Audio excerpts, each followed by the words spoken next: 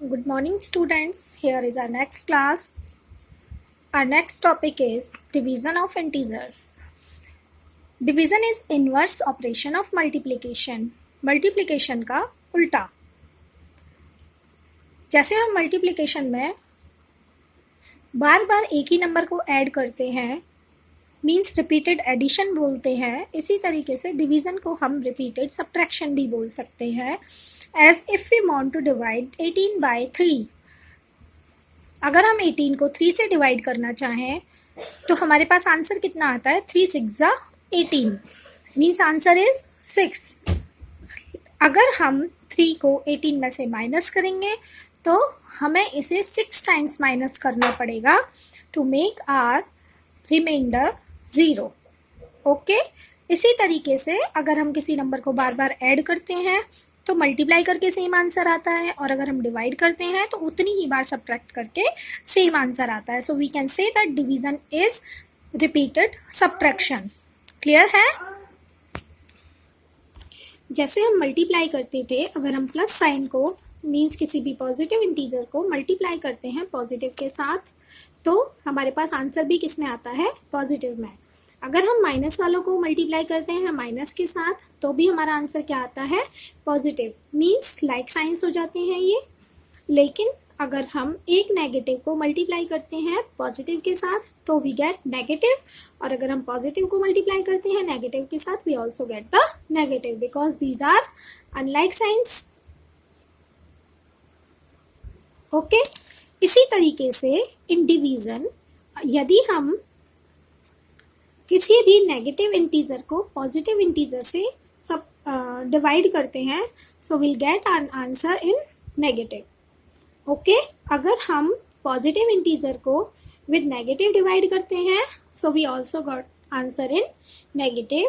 But if both the integers are positive so we will gate answer in positive, and if both the integers are negative so we also get answer in positive. Because like signs, जहाँ पर भी like signs होंगे answer हमेशा positive में आता है, जहाँ पर अनलाइक साइंस होते हैं वहाँ पर आंसर नेगेटिव में आता है.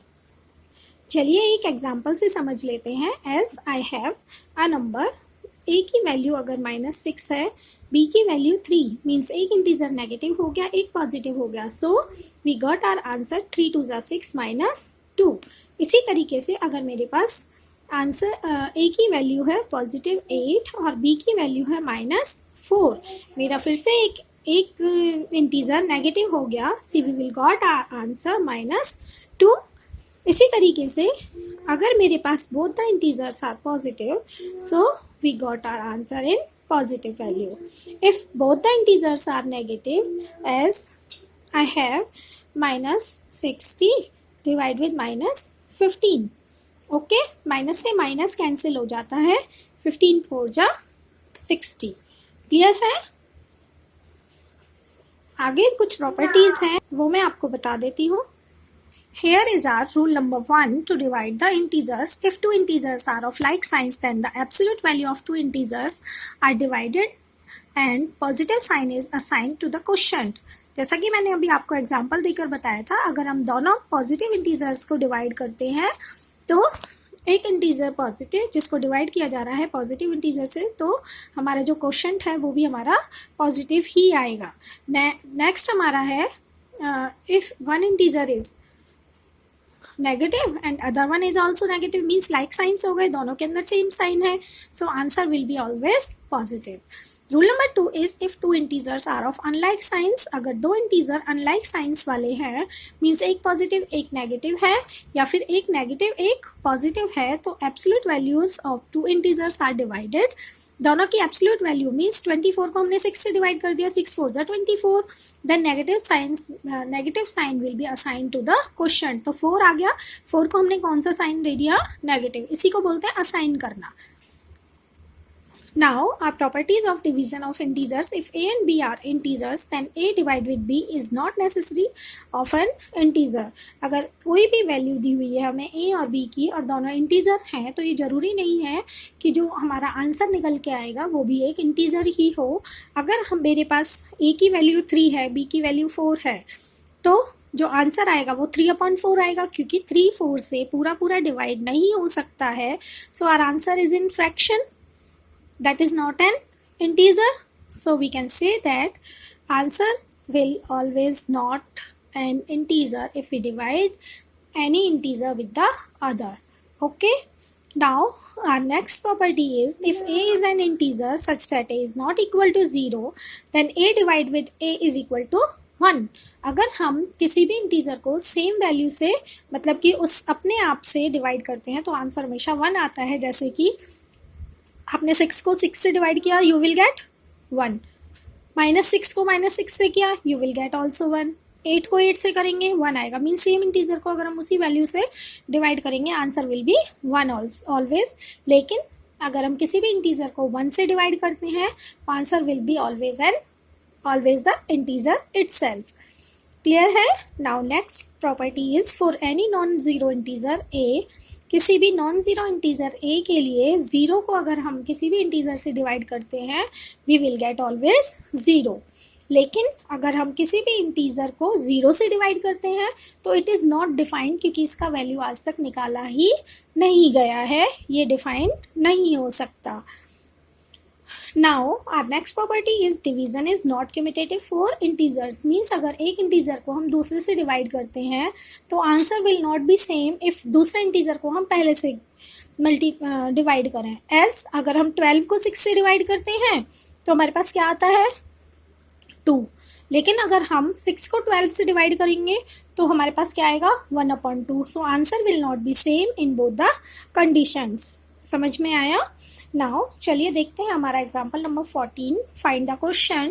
-63 डिवाइड विद -9. माइनस से माइनस कैंसिल हो गया,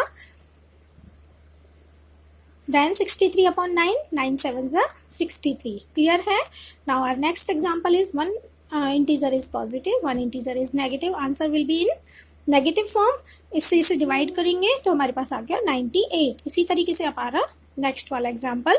नाउ सिंप्लीफाई के अंदर पहले हम डिवीजन को सॉल्व करेंगे, after that multiply, then plus minus, दोनों में से कुछ भी हो सकता है. -24 डिवाइड विद -6, क्या आ गया 6 4 24, माइनस से माइनस कैंसिल हो जाएगा, 4 आ गया, +5 इज इक्वल टू 9. इसी तरीके से आप आगे के एग्जाम्पल्स को करेंगे. Now example number 16. What should be divided by -8 to get 36? -8 को किससे डिवाइड किया जाए, जैसे कि हमें what should be divided by -8, किस इंटीजर को -8 से डिवाइड करने पर 36 we will receive 36. Okay, so our quotient is 36.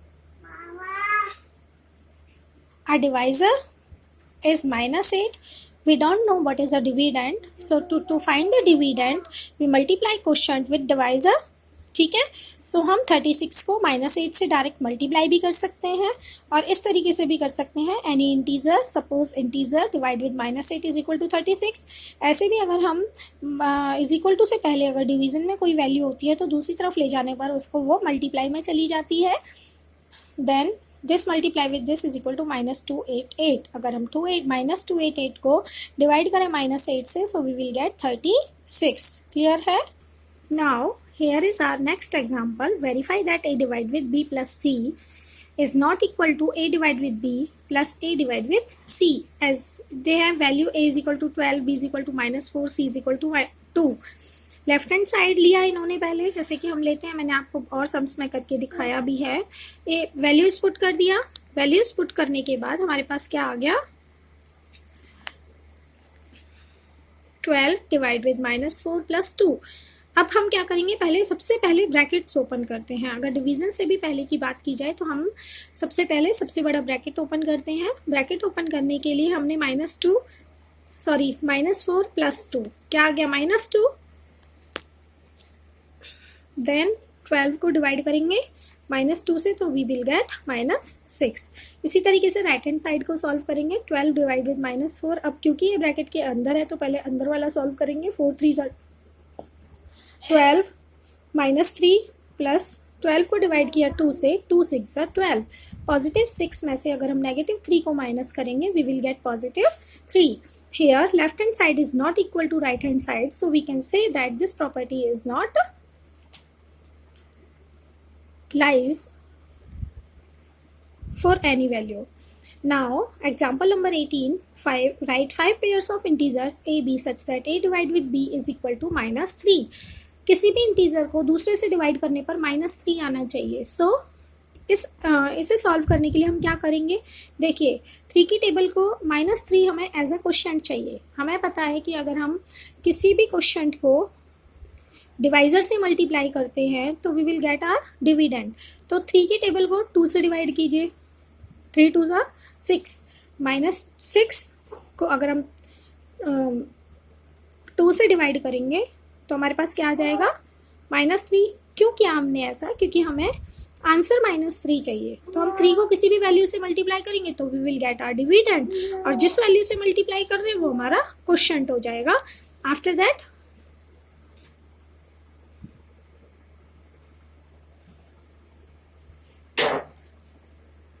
जिस वैल्यू से हम मल्टीप्लाई करेंगे उसके बाद हमारे पास क्या आ जाएगा, डिविडेंड. जैसे कि इस क्वेश्चन के अंदर -6 is dividend, 2 is quotient and -2 is divisor and -3 is quotient. To find out the second value, we will multiply -3 with 4. So 4 से जब हमने -3 को मल्टीप्लाई किया, we will get -12. -12 is dividend. -3 is always quotient रहना है क्योंकि हमें आंसर में चाहिए. सो 4 क्या हो गया हमारा, डिवाइजर. Yes, divisor. इसी तरीके से हम बाकी वैल्यूज को भी निकाल सकते हैं. Now you have to try to do exercise number 1.3. After that, in the evening you got your answer key, so you can match that with it. Try to do exercise number 1.3. If you have any query, so tell me. Thank you and have a nice day.